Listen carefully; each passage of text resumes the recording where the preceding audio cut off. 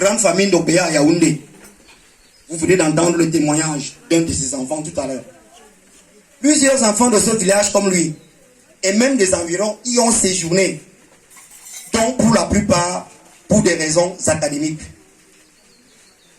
Notre père a été un livre d'amour, car il a consacré sa vie aux autres, et surtout aux enfants. Il a d'abord élevé le fruit de ses entrailles. Il a ensuite gardé et encadré de nombreux enfants issus de sa famille. Ses petits-enfants. Et arrière-petits-enfants. Et comme si cela ne suffisait pas, il a encore gardé d'autres enfants, dont ses multiples gendres et brus, et même des anonymes.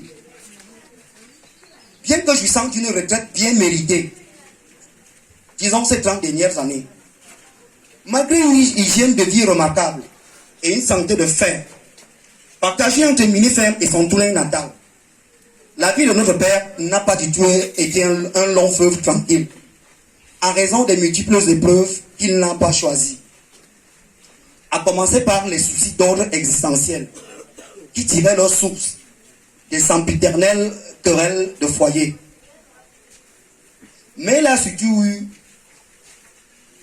surtout eu une avalanche de décès de ses proches auxquels papa n'était plus coutumier depuis le départ de sa mère en juillet 1976.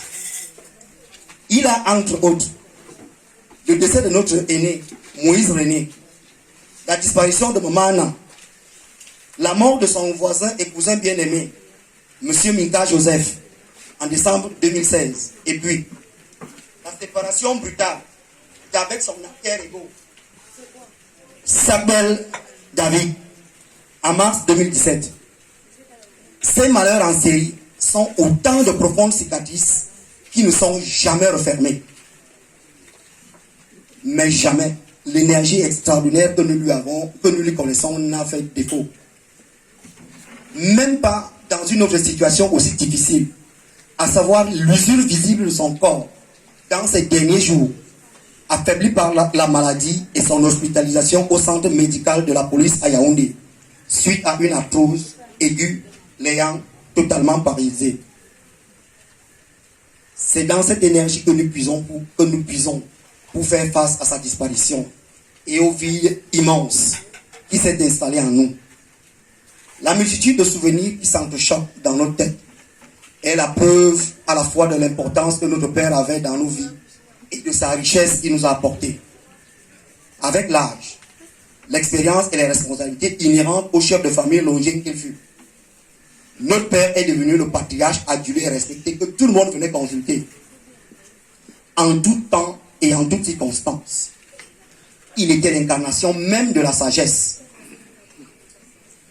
De par la justesse de ses analyses et avis sur presque tous les sujets. Amour, rigueur, justice, tempérance, droiture, excellence au travail, générosité, entre autres, sont des valeurs que notre père nous laisse en héritage. Aujourd'hui, papa, de là où tu es, tu deviens le magicien discret dont émane la lumière pour des gens, ceux que tu as aimés. Nous sommes fiers d'avoir été mis à travers ton chemin. Et que tu nous aies bien aimés, tu resteras gravé à jamais dans nos cœurs.